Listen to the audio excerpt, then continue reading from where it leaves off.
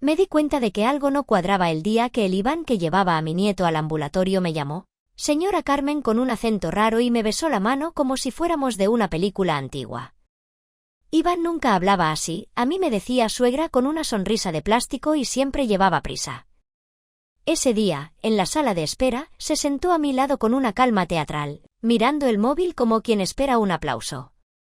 Cuando Laura salió con la receta del pediatra, él la abrazó con una efusividad que me sonó ensayada, como si alguien le hubiera escrito las líneas.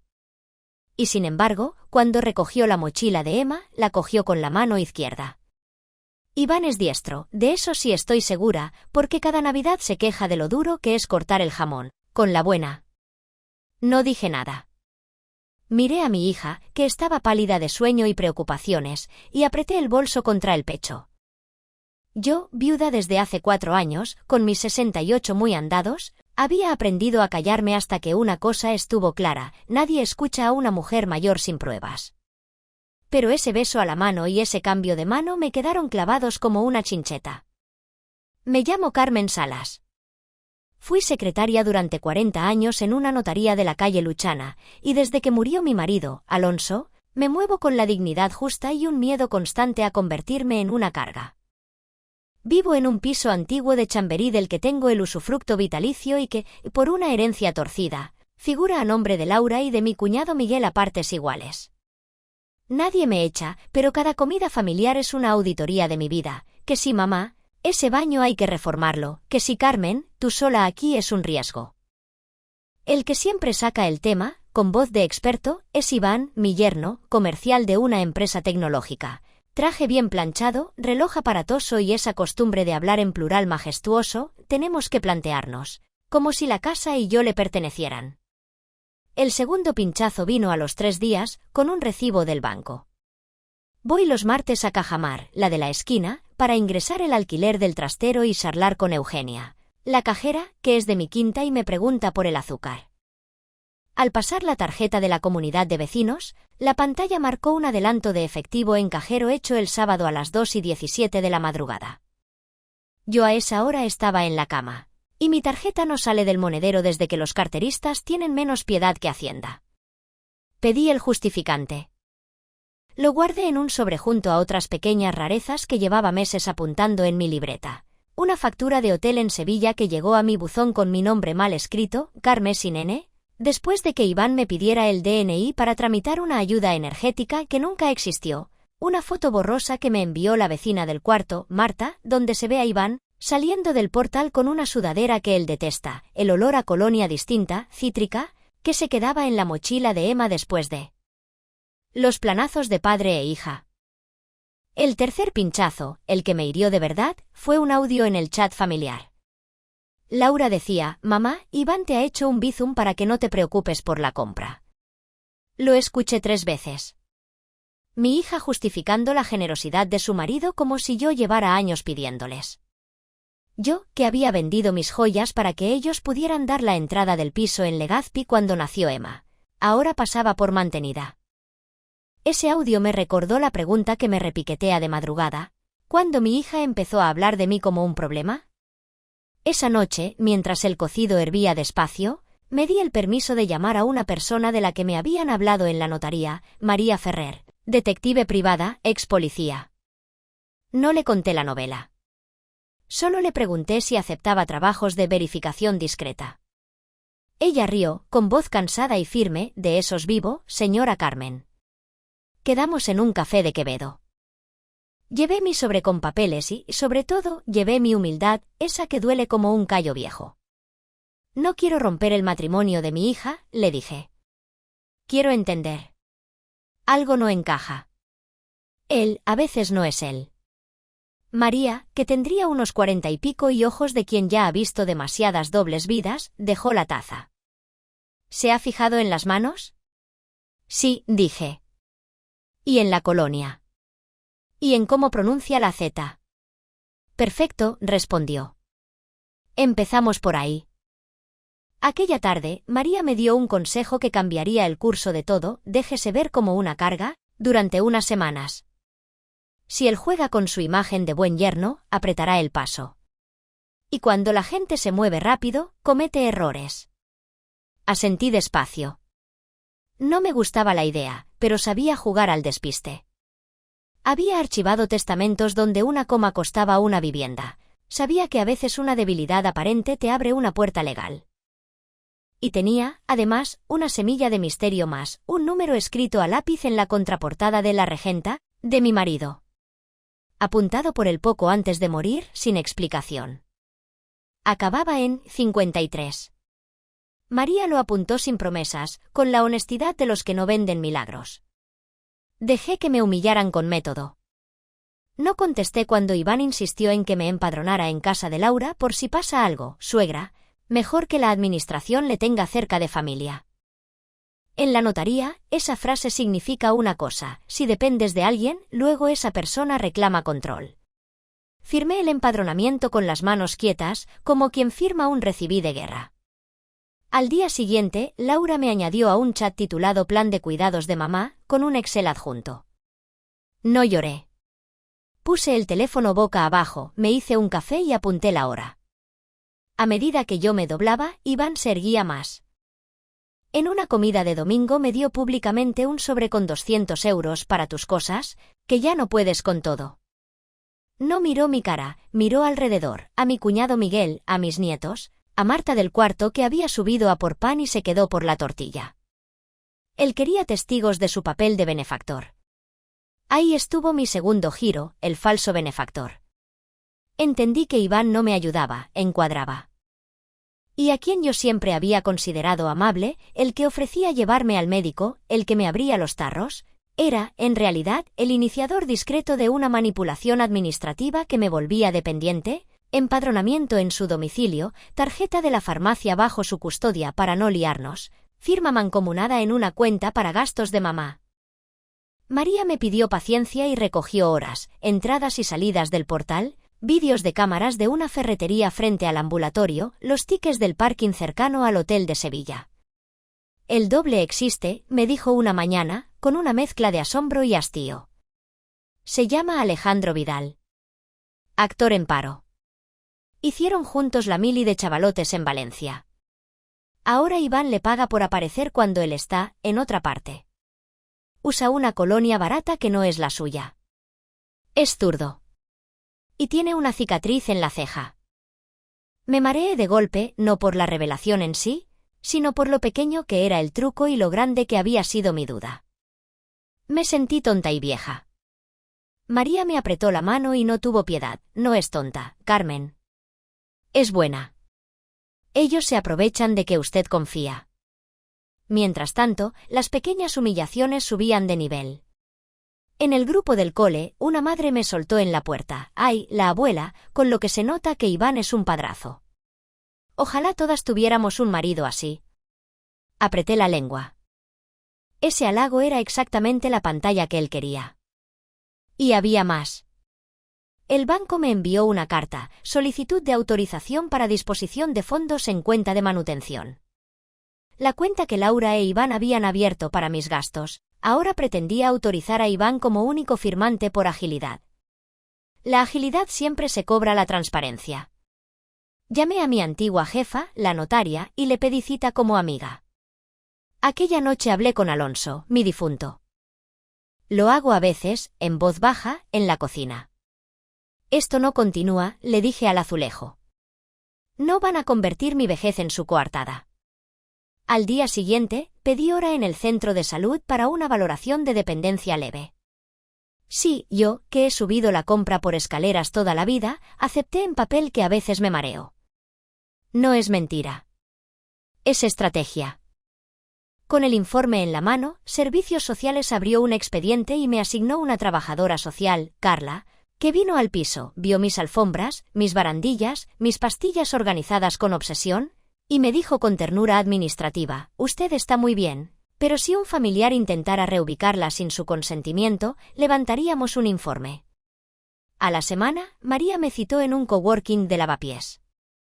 Sacó una carpeta, transferencias de Iván a una cuenta de Alejandro por asesorías logísticas, reservas de hotel en Lisboa a nombre de una tal S., Capturas de una app de mensajería donde Iván enviaba ubicaciones falsas a Laura se veían en Clínicas Sanitas mientras su tarjeta pagaba copas en Malasaña.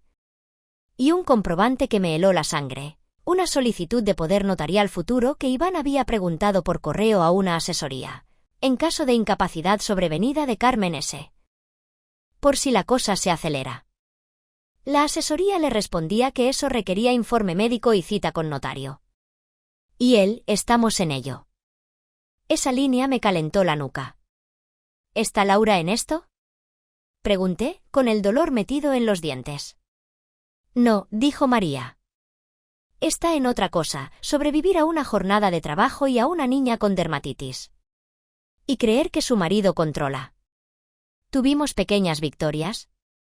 Doña Puri se volvió mi sombra aliada, con esa eficacia de las mujeres de escalera que todo lo ven. Un martes, se me acercó con un fajo de fotos impresas. Del grupito de padrazos del parque, dijo con sorna. Mira la ceja. Alejandro con Emma en el columpio, Alejandro saludando a la profe, Alejandro cargando la compra. Iván, mientras tanto, según los extractos, en hoteles con ese o volando a Lisboa. El golpe vino cuando, de repente, desapareció mi carpeta azul con todos los papeles. No la encontré en el armario, ni en el cajón de las facturas, ni detrás del frutero. Tuve que sentarme. En ese momento entró Laura sin avisar, con las llaves que Iván le había hecho de mi casa por seguridad. «Mamá, nos dejas el coche el sábado, ¿verdad?», preguntó, evitando mi mirada. Yo solo pude decir «¿Has visto mi carpeta?». Se encogió. «No. Iván dice que te obsesionas». Se le quebró la voz. Y a mí me falta el aire. Esa noche llamé a María, deshecha. Han entrado y se han llevado la carpeta. No pasa nada, dijo ella, sin suavizantes. Hice copias. Y tengo unas en la manga, la testigo silenciosa. ¿Quién?, pregunté, con el corazón subiendo y bajando. La contable de la empresa de Iván, Marta R. ¿La del cuarto? Sí, esa misma. Decidí que sería en mi casa, con tortilla, croquetas y vino barato, como todas las reuniones que acaban torciéndose. Una cena familiar con pretexto de mi santo, invité a Laura, Iván, mis nietos, mi cuñado Miguel, doña Puri, por si acaso, y a Marta del cuarto con una excusa. María vendría como amiga de la notaría, con una carpeta discreta y una grabadora en el bolso por si había confesión voluntaria. Preparé la mesa con calma y escondí el fuego en el pecho. Cuando entró Iván, supe que era el verdadero. Venía demasiado seguro, oliendo a su madera habitual, sonrisa calibrada. Se sentó al frente como si la casa fuera su sala de juntas. Laura estaba tensa. Emma se colocó a mi lado con sus lápices. Empezamos con la tortilla como si no fuéramos a dinamitar nada. «Mamá, lo de empadronarte ha sido un acierto», dijo Iván, brindando con mi vaso de agua como si fuera champán. «Ahora todo es más sencillo. Y si algún día hay que tomar decisiones médicas, qué curioso», le dije, con voz suave, «que te preocupe tanto mi salud. Sobre todo cuando ya has consultado cómo conseguir un poder notarial en caso de que yo me acelere». El silencio hizo vibrar los vasos. Miguel tosió. Laura me miró tan asustada que me dieron ganas de abrazarla. Iván, sin pestañear, sonrió. «Suegra, no dramatices. Fue una consulta general. Cuidarte es responsabilidad de todos». María dejó sobre la mesa el primer documento, el correo con la asesoría. Luego, los movimientos bancarios del sábado a las 2:17. Después, una foto ampliada de la ceja de Alejandro empujando el columpio. Y por último, un vídeo que me había conseguido doña Puri del portal, con permiso de la comunidad, donde se veía la escena imposible, Iván entrando con Iván. Dos hombres, uno con cicatriz en la ceja, otro con la corbata torcida, mirándose rápido y separándose como peones que no deben cruzar miradas. «¿Qué clase de broma enferma es esta?», dijo Miguel, agarrando el mantel. María habló sin adornos. «Señor Muñoz, usted ha contratado a Alejandro Vidal para cubrir sus ausencias con su familia. Pagos regulares de 900 € semanales por asesoría. Duplicó dietas y cobró viajes que no hizo. Además, hay una relación con la señora S. que ha ocultado mediante ubicaciones falsas. Laura se tapó la boca. ¿Es verdad, Iván? Susurró, temblorosa. ¿Has mandado a un doble a recoger a nuestra hija? ¿A dormir en nuestra casa cuando tú estabas con otra? Ahí ocurrió el tercer giro, el que no vi venir. Marta del cuarto, la contable, levantó la mano desde la punta de la mesa, chiquita y valiente. Iván, te dije que no metieras a la empresa en tus líos. He visto los tickets inflados. Y también he visto otra cosa. Fuiste tú quien pidió a Recursos Humanos que abrieran una cuenta de gastos a nombre de Carmen S. para compras de farmacia. Por eso salían tus adelantos a las 2:17. Me miró, compasiva. Lo siento, Carmen. Sentí vergüenza. Iván se levantó, alzó la voz, derramó vino sobre el mantel. Todos estáis locos. Esto es un montaje de una anciana que no quiere admitir que necesita ayuda. Se giró hacia Laura y sacó su asfalto de imaginación. Cariño, ya sabes cómo es tu madre, siempre sospechando. Fue entonces cuando sonó el timbre. María se levantó. Abrió. Y apareció Alejandro. Venía sin colonia, con una camisa arrugada y la cicatriz desnuda. Nos miró como se mira al borde de un precipicio. Yo vengo a decir la verdad, dijo, con la voz rota. Al principio acepté por dinero. Luego vi a Laura con Emma y no pude más. Se giró hacia Iván. Te dije que no me usaras para dormir en su casa. ¿Qué era pasarse? Laura lo miró como si alguien hubiera abierto una ventana. No era admiración. Era reconocimiento, la sensación de, por primera vez en mucho tiempo, oír a alguien hablar sin máscara. ¿Has estado en mi casa? Preguntó, muy bajito. Una vez, admitió Alejandro, cuando él estaba en Lisboa. Me pidió que durmiera en el sofá, que Emma no notara la diferencia. No toqué nada. Me fui al amanecer. Y esa noche comprendí que lo que estaba haciendo era una barbaridad. Doña Puri chasqueó la lengua. Miguel murmuró: esto es de juzgado. María, con el temple de quien ya conoce el último acto, colocó el móvil en el centro de la mesa.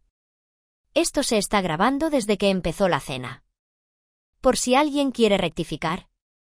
O confesar. Iván intentó agarrar el móvil. Alejandro dio un paso delante, y con la calma de quien ya ha decidido perder, dijo: te cubrí por dinero, sí. Pero también porque pensé que todo el mundo merece otra oportunidad. En cuanto lo vi con ese, supe que no era una aventura, era doble vida. Lo dejo aquí, Laura. Lo siento. Si quieres, voy contigo mañana a poner la denuncia. Tengo correos y recibos. Iván entendió que el castillo se le caía, y por una vez dejó de actuar. Se hundió en la silla, apretó los ojos, y en voz baja, como los niños cuando aceptan que les han pillado, dijo: vale. Sí. Fui yo. Lo del doble. Lo de las dietas. Lo de Lisboa. Y lo del poder notarial fue idea mía. Quería controlarlo todo. Le tembló la mandíbula. No sé estar solo. El silencio fue más pesado que los papeles. Laura, con la cara lavada de ilusiones, se levantó. Vete de mi casa, dijo, sin gritar. Y de la de mi madre. Mañana hablaré con un abogado. Los días siguientes fueron burocracia y respiración. Laura pidió cita en el colegio de abogados y yo la acompañé. Miguel, siempre más sensato de lo que aparenta, se ofreció a mediar la liquidación del régimen económico. No lo dejamos, queríamos papeles con sello. María nos pasó el contacto de una abogada, Sonia, que explicaba sin humillar. En un mes, tuvimos medidas provisionales, custodia de Emma para Laura, visitas supervisadas para Iván al principio, retirada de su acceso a mis cuentas para gastos de mamá, y un requerimiento a la empresa por los gastos duplicados. Marta declaró. Doña Puri también. Y sí, Alejandro acudió a comisaría con su carpeta de vergüenza y justificantes. La fiscalía archivó su parte al colaborar y porque su intervención, aunque indecente, No había supuesto delito contra menor ni violencia. A Iván, en cambio, le cayeron sanciones laborales y una demanda mercantil por los gastos fingidos. Lo importante en casa fue otra cosa: el silencio de Laura cambió de tono. Ya no era mudez por miedo, era la paz áspera de quien empieza una vida. Yo seguí jugando mi baza legal aprendida en la notaría. Mantuve mi expediente de posible dependencia abierto lo justo para que nadie volviera a usarme de coartada. Después, con la trabajadora social, acordé un cierre amable, autonomía preservada con red de apoyo vecinal. Eso era verdad, doña Puri y Marta me trajeron sopa y risas. Dejé de fingirme carga cuando entendí que ese papel había cumplido su función. No nacimos para excusarnos toda la vida. Y llegó el giro luminoso, el que quizá no esperabais. Alejandro no se escondió. Se quedó en el barrio, buscó trabajo de repartidor mientras volvía a intentar lo de la interpretación con clases de voz, me enseñó el horario con timidez y yo le señalé el acento en la Z con la que se había delatado. Empezó a cruzarse con Laura en el parque de Emma. Al principio se saludaban con ese respeto del que no quiere pisar heridas. Poco a poco, la complicidad se volvió cotidiana, él arregló la estantería de la habitación de la niña. Ella le prestó un libro de teatro. Una tarde, Emma me lo dijo con la franqueza de los 6 años, Yayo Ale ya no finge. Solo escucha. No haré de esto un cuento. Hubo preguntas difíciles. Hubo terapia.